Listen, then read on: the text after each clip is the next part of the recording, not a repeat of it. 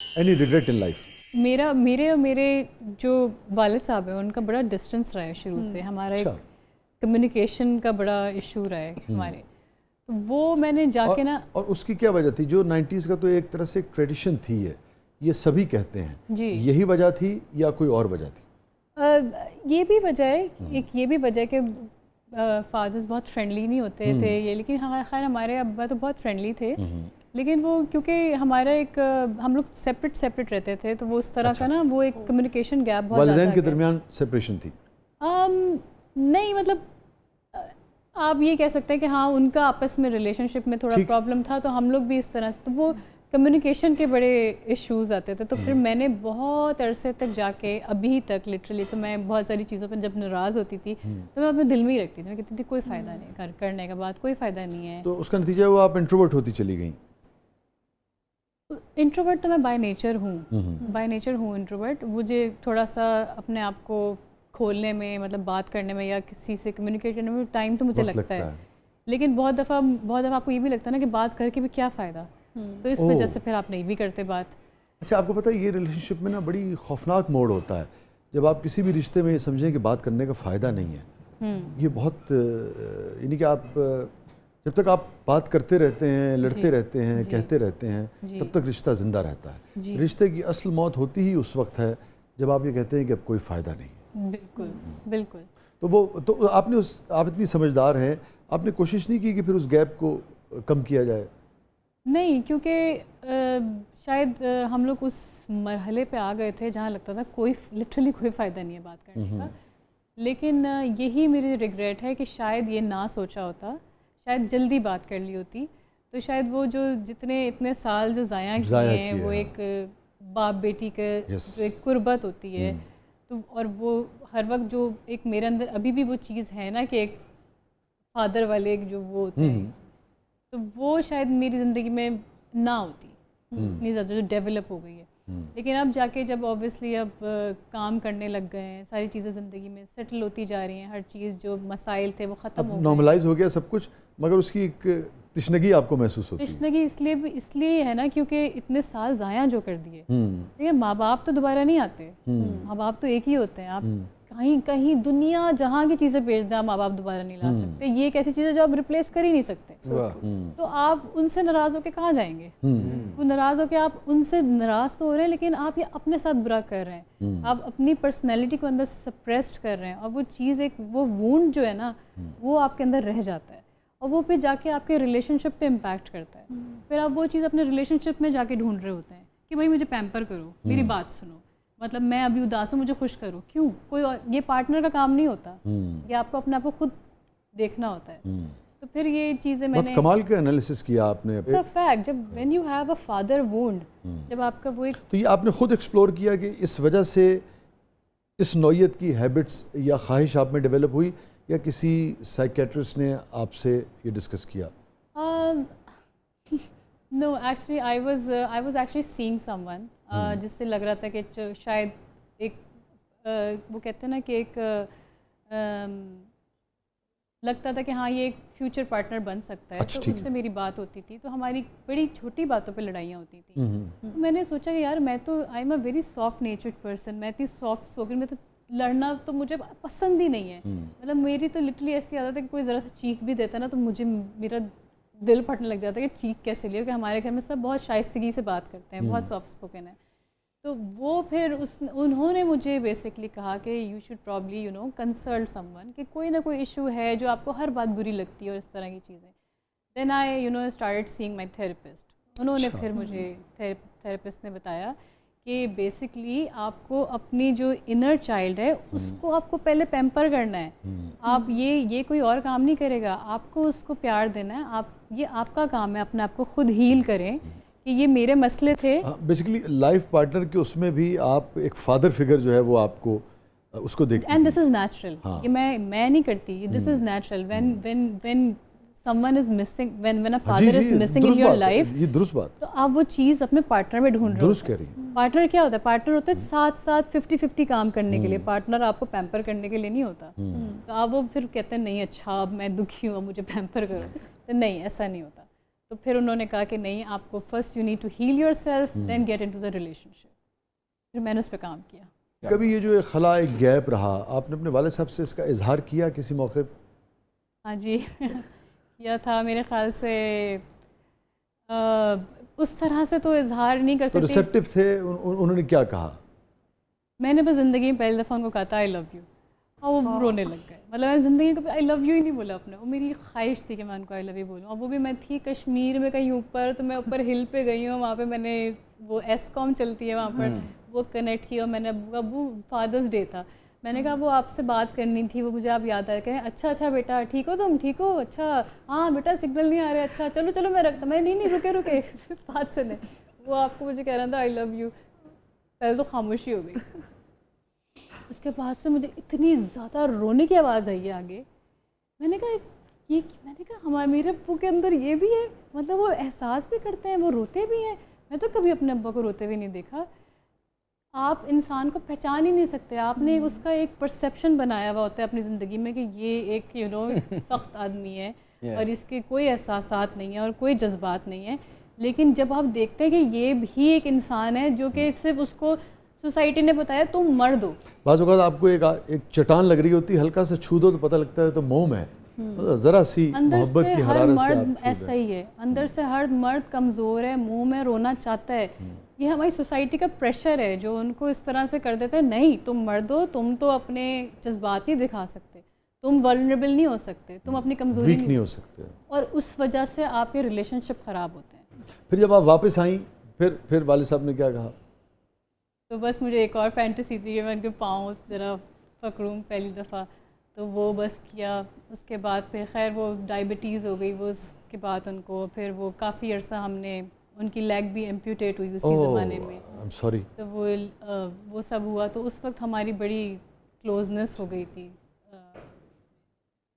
बहुत अच्छा साल था वो। मुझे लगता है कि मैंने इतना भरपूर और मुकम्मल साथ कि जब आपको लगे आपके माँ और बाप दोनों आपके साथ हैं, इतनी खूबसूरत ज़िंदगी कैसे हो सकती है? कि आपने तो अपनी ईद पे अपनी माँ के ही हाथ पकड़ के कपड़े खरीदे हैं ना, तो जब दोनों आप देखते हैं आपका सर ऐसा और कंधे ऐसे चौड़े हो जाते हैं, आपको लगता है कि अब तो कोई बोझ ही नहीं रहा, अब तो हम इतने हल्के हो गए। तो वो एहसास था उस, आज से 2 साल पहले की बात है। तो शायद ये अगर मैं बहुत पहले इनिशिएटिव ले लेती तो शायद बहुत जल्दी मैं हल्की हो जाती। बहुत लगा है, बहुत टाइम से कंधे बड़े भारी थे। ठीक है।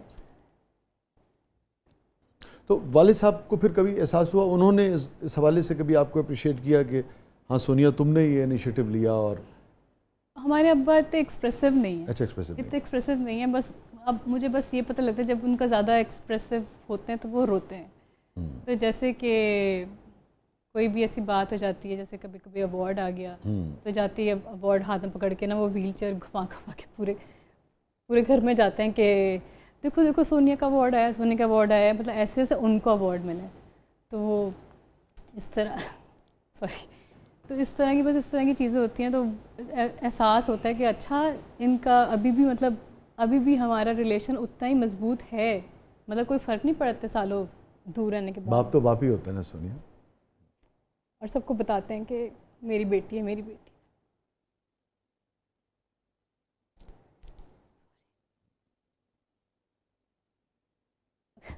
अगेन देखिए सबसे अच्छी बात यह है इसके अंदर, इस सारी उसमें हर दूसरे तीसरे घर में ये मसाइल होते हैं। सबसे अच्छी बात यह है जो आपसे मेरे ख्याल में दुनिया सीखेगी कि आपने इनिशिएटिव लिया और आपने एक ब्रोकन रिश्ते को आपने जोड़ दिया। और ठीक है सारी महरूमियाँ न सही, मगर फिर भी अगर देखिए ना, आप तसव्वुर कीजिए कि ये भी नहीं होता तो कितनी ज़्यादा तकलीफ़ होती। तो कम से कम आपने उस रिश्ते के आखिरी सालों को खूबसूरत बनाया अपने लिए, अपने वालिद के लिए। और बेटा बेटी कुछ नहीं होता, ये बड़ा हमारी सोसाइटी में बेटा बेटा बेटा करके ना ज़िंदगियाँ ख़राब कर देते हैं। हमारी फैमिली भी इसीलिए ख़राब हुई है कि अच्छा बेटियाँ इस तरह से कुछ भी नहीं होता। आपकी बेटियाँ, आपने बेटियों को इस काबिल बनाओ, उनको इतना एतमाद दो। ये जेंडर तो अल्लाह ताला ने बनाया, लेकिन अल्लाह ताला ने दोनों इंसान को बहुत एक जैसा बनाया, मजबूत। आप उनको इतना एतमाद दो, इतनी क्वालिफिकेशन दो, इतनी एजुकेशन दो ना, वो आपका नाम आसमान पे लेके जाए तो आप मेरा नाम बदल दें ना। देखिए आप खुद बताने कि आपके वालिद कितना खुश होते हैं। बहुत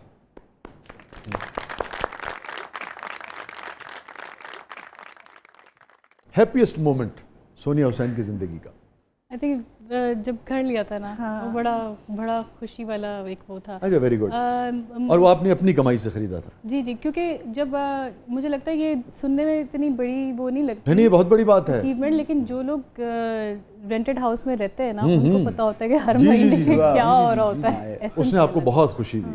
मुझे शायद इतनी खुशी नहीं, मेरे माँ बाप को बहुत खुशी। अच्छा, बहुत। क्या मतलब कैफियत थी जब आप उनके साथ उस घर में दाखिल हुई? बस फूल पहनाए।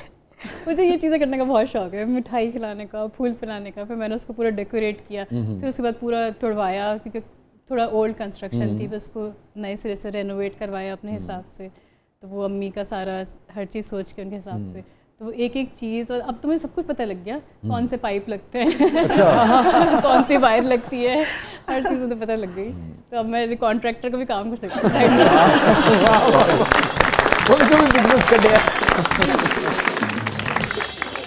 Sonia Hussain the contractor. Favourite memory? अच्छा, कुछ लगे स्पेशल याद है? मुझे लगे कोई ऐसी बात है जिस रिदा को बताना चाह रही हैं। किसी ने पहली दफ़ा तारीफ की थी, अच्छा आप तो बड़ी। अच्छा। हाँ जी, तो वो बटरफ्लाई वाली जो एक, और याद है कि मुझे नहीं आती बटरफ्लाई वाली फीलिंग। नो नहीं आई थी, मगर उस वक्त आई आती थी। नहीं है। उस वक्त आई थी। हाँ जी, पहली दफ़ा। हाँ जी, आई थी। क्या की थी? कि क्या एग्जैक्ट वर्ड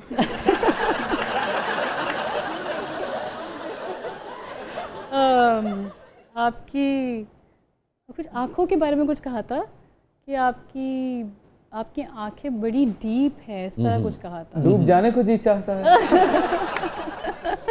इस तरह की बात की थी। मैंने कहा अच्छा, कोई आंखें भी कोई नोटिस करता है, ये क्या बात हुई?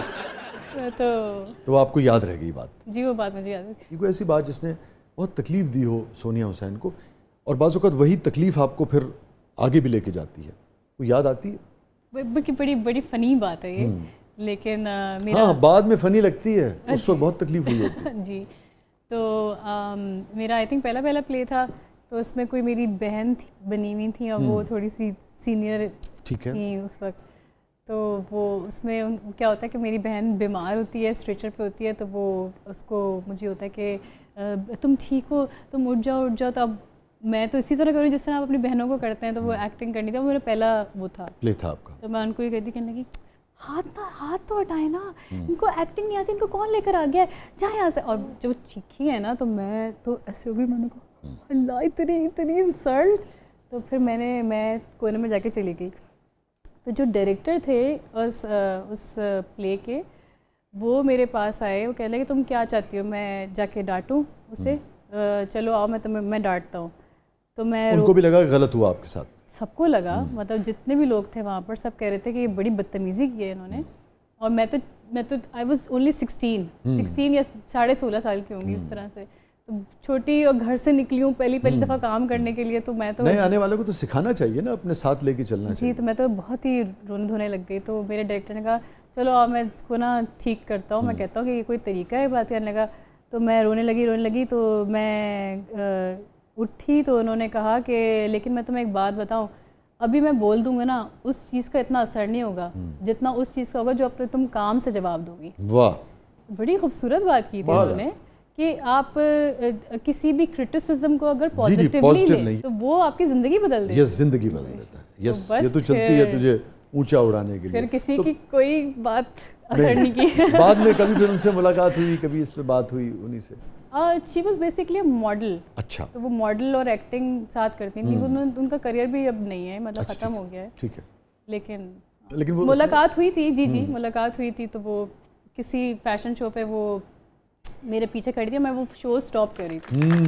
देखिए आप, जिस लड़की को आपने हाथ नहीं लगाने दिया, वो शो स्टॉपर थी। तो मैं वो सामने से जा रही थी, मुझे सब वो लेकर जा रहे थे, वो खड़ी हुई थी। तो मैं गुजरने लगी, तो मुझे अचानक से वो नज़र आई। मैंने कहा रुके, मैं पे सलाम कर लिया उन्हें। मैंने कहा उनको ये ना लगे मगरूर हो गई है। बस। Thank you so much Sonia, आपने वक्त निकाला, आप तशरीफ लाई, बहुत अच्छा लगा। Thank you so much. Thank you for coming.